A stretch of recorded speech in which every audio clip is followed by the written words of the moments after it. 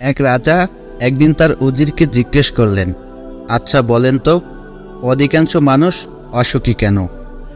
উজির কিছুক্ষণ নীরব থেকে রাজাকে বললেন, এই প্রশ্নের উত্তরের জন্য আপনাকে ছোট্ট একটি কাজ করতে হবে। রাজা বললেন, কি কাজ? উজির বললেন, আপনাকে একটি থলেতে 99টি স্বর্ণমুদ্রা রাখতে হবে। ভিডিওটি শুরু করার আগে আপনাদের কাছে অনুরোধ, ভিডিওটি সম্পূর্ণ দেখবেন। ভিডিওটি ভালো লাগলে একটি লাইক দেবেন। সাথে একটি কাগজে লিখে রাখতে হবে, যাতে লেখা থাকবে থলেতে 100টি স্বর্ণমুদ্রা রয়েছে। তারপর থলেটি রাতে আপনার কোনো কর্মচারী ঘরের সামনে রেখে আসুন। রাজা উজিরের কথা মতো তাই করলেন। মুদ্রা ভরা থলেটি এক রাজকর্মচারীর ঘরের সামনে রেখে এলেন। কর্মচারী যখন রাতে প্রকৃতির ডাকে ঘর থেকে বের হলেন, তখন তিনি দেখতে পেলেন ঘরের সামনে একটি থলে পড়ে আছে।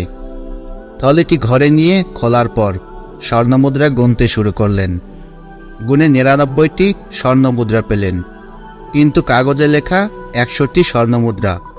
আরও কয়েকবার গুনেও 99টি স্বর্ণমুদ্রাই পেলেন। একটি মুদ্রা না পেয়ে কর্মচারী ঘরের সবাইকে ঘুম থেকে উঠিয়ে স্বর্ণমুদ্রার খোঁজার কাজে লাগিয়ে দিলেন। সবাই মিলে সারা রাত খোঁজাখুঁজি করেও স্বর্ণমুদ্রাটি আর পেল না। এদিকে রাজা আর উজির আড়ালে দাঁড়িয়ে সবকিছু লক্ষ্য করছিলেন। সকালে ওই কর্মচারী যখন রাজবাড়িতে আসলেন, রাজা দেখলেন কর্মচারীর মুখ মলিন। তার মন যেন অতি মূল্যবান কিছু হারিয়ে যাওয়ার ব্যথায় জর্জরিত। এবার উজির রাজাকে বললেন, রাজামশাই, ওই একের জন্যই আমরা এত অসুখী। সৃষ্টিকর্তা আমাদের যত কিছুই দেন না কেন, সবই হচ্ছে 99টি স্বর্ণমুদ্রার মতো। আমরা সেগুলো নিয়ে তুষ্ট থাকি না, ধন্যবাদ জ্ঞাপন করি না। সৃষ্টিকর্তা আমাদেরকে কি দিয়েছেন সেই হিসেব না করে আমরা শুধু অপ্রাপ্তির হিসাব করি। একসময় অপূর্ণতা এত বেশি থাকে যে কি পেয়েছি তা একেবারে মনেই থাকে না। তখন সব দিকেই শুধু আমাদের অপ্রাপ্তি চোখে পড়ে, আর মনে শুধু অপূর্ণতার হাহাকার। তাই আমরা যদি সৃষ্টিকর্তার দেওয়া অসংখ্য প্রাপ্তির কথা মনে রাখি, তাহলে মনে অশান্তি থাকবে না, হতাশা আমাদেরকে স্পর্শ করতে পারবে না। তখন শুধু মনে হবে, সৃষ্টিকর্তা তো আমি না চাইতে আমাকে অনেক কিছু দিয়েছেন। বিশ্বাস করুন, আপনি অনেক ভালো থাকবেন, সত্যি অনেক সুখে থাকবেন। সুখে থাকার 8টি মূল মন্ত্র। 1. যার সাথে মনের মিল নেই তার সাথে সম্পর্ক রেখো না। 2. যেখানে তোমার কদর নেই সেখানে যেও না। 3. যে বুঝতে চায় না তাকে বোঝাতে যেও না। 4. যা হজম হয় না তা কখনো খেও না। 5. সত্য বললে যে রেগে যায় তার সাথে কথা বলো না। 6. তোমার চোখের নিচে যে নেমে গেছে তাকে উপরে তোলার চেষ্টা করো না। 7. জীবনের সমস্যা আসলে ভেঙে পড়ো না। 8. অপরের কষ্ট দেখে কখনো আনন্দ প্রকাশ করো না।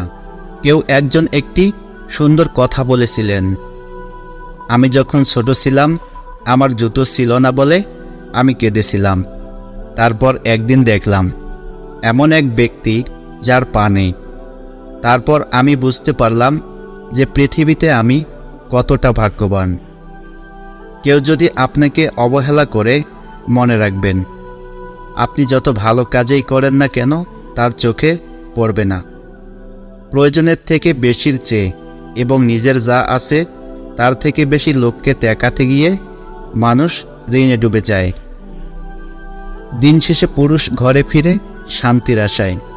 একজন স্ত্রী চাইলে সেখানে স্বর্গের সুখ দিতে পারে, আবার চাইলে নরকের যন্ত্রণাও দিতে পারে। জীবনে সুখী হতে চাইলে যে 5টি কথা কখনো বলবেন না। 1. স্বামী স্ত্রীর মধ্যেকার গোপন কথা। 2. নিজের কুকর্মের কথা অন্যকে বলা। 3. আপনার আয় উপার্জনের কথা অন্যকে বলবেন না। 4.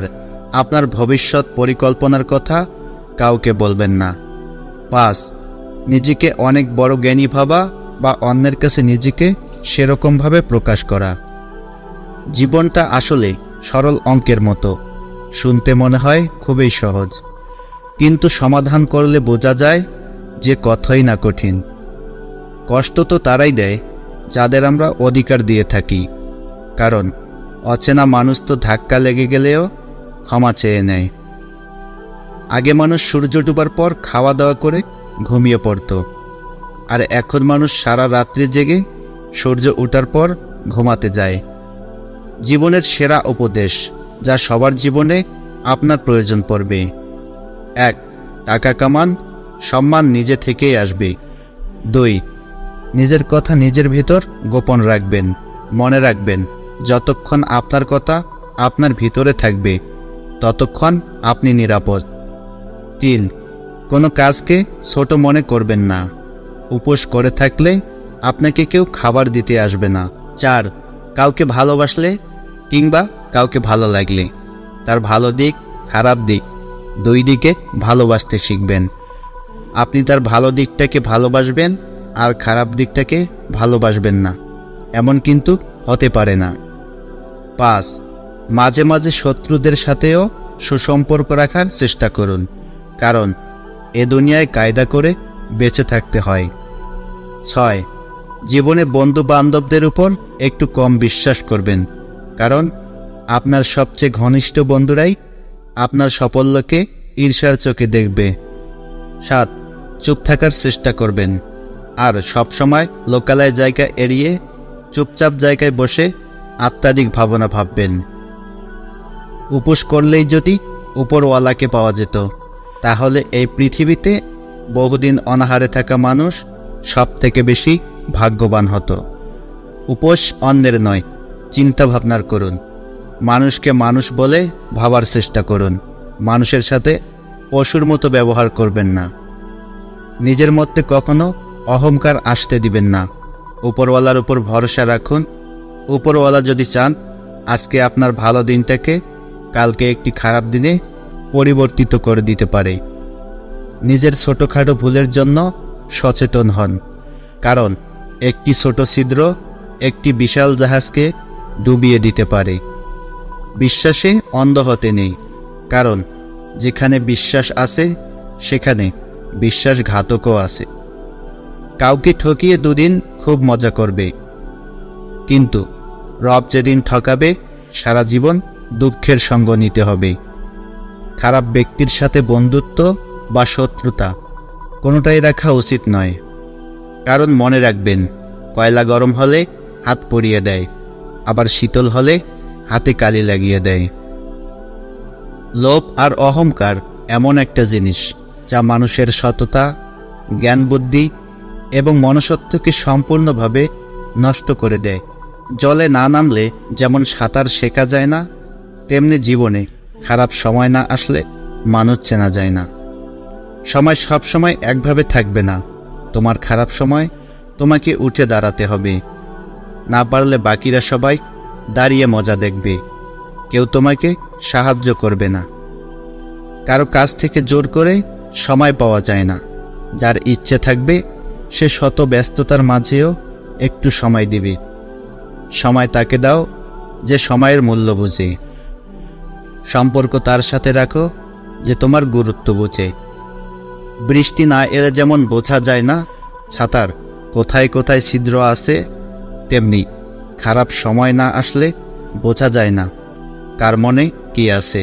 অন্যের খারাপ সময় দেখে কখনো হাসা উচিত নয়, কারণ নিজের খারাপ সময় আসতে বেশি সময় লাগে না। যখন তুমি কাউকে গুরুত্ব দাও তখন সে ভাবে তুমি সব সময় ফ্রি থাকো, কিন্তু সে এটা বোঝে না তুমি তার জন্য নিজেকে সব সময় ফ্রি করে রাখো।